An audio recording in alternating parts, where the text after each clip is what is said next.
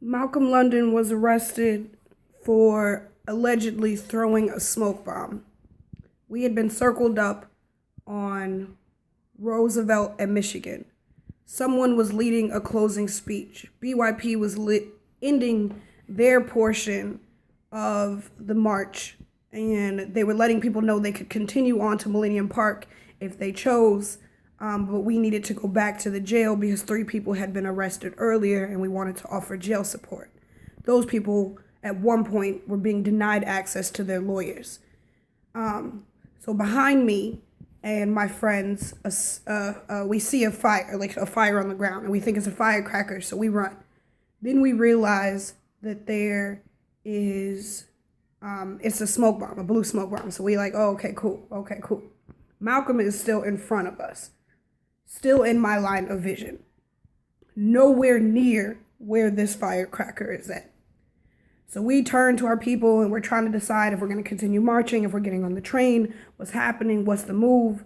And 3 minutes later, so we hear some oohs, they got him. And we turn around and Malcolm is being dragged away by the cops. They waited 3 minutes. They waited till we turned our backs to half the crowd was leaving, and they snatched him up on some snake shit, on some let's get him before they notice shit.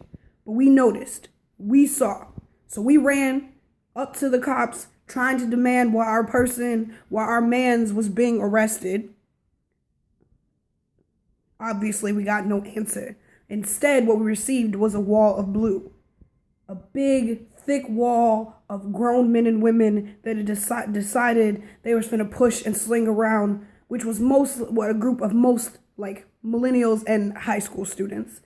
I was slung to the ground by a grown man. There was a bus waiting on the street that they backed us up against and started jamming us and pushing us and hitting us with whatever was available. I watched one cop grab my friend by her hair and like yank her back because she was trying to run to the car that Malcolm was in. We were peaceful for hours, for 4 or 5 hours. We were leaving. We were ending the march. We were done. And then they waited until we turned our backs, like the snakes they are, to try and take out one of our leaders for a smoke bomb that he was nowhere near. That I'm sure our media, our cameras, our pictures, our Snapchats, our Instagram posts will show that he was nowhere near. I don't know if the media will, the official media, because, they care. And so we were peaceful. We were trying to demand what happened to our mans, because, happens to be a right. And they got crazy. Once we got out of the original line, we ran around the bus, we run up to the car, we try not to let the car move because nobody will tell us what he's being arrested for. We found out after the car left. A wall of bikes surrounded the car, where they proceeded to start using their bikes as best they can as weapons. Jamming them into people, pushing them, lifting them what little they can, and just edging the crowd back. One woman shoved her bike handles into my stomach.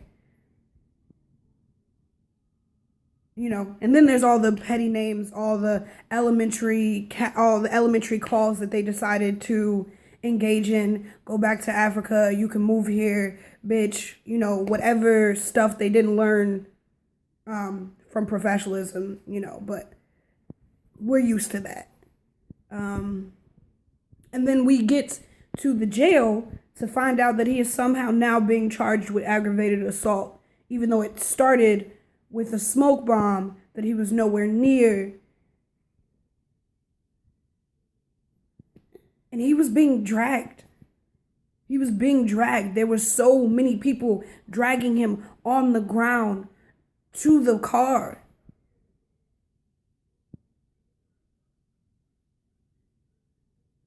I'm creating this video because I know the media will not show our truth. They'll show their truth. They'll call it a fact. And that's not what happened.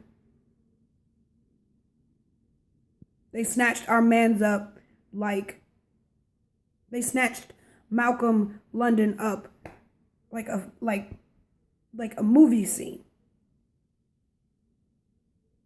And we were mourning. We were grieving.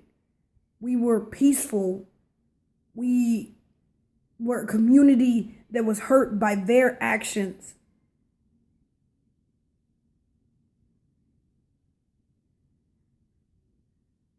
We were leaving.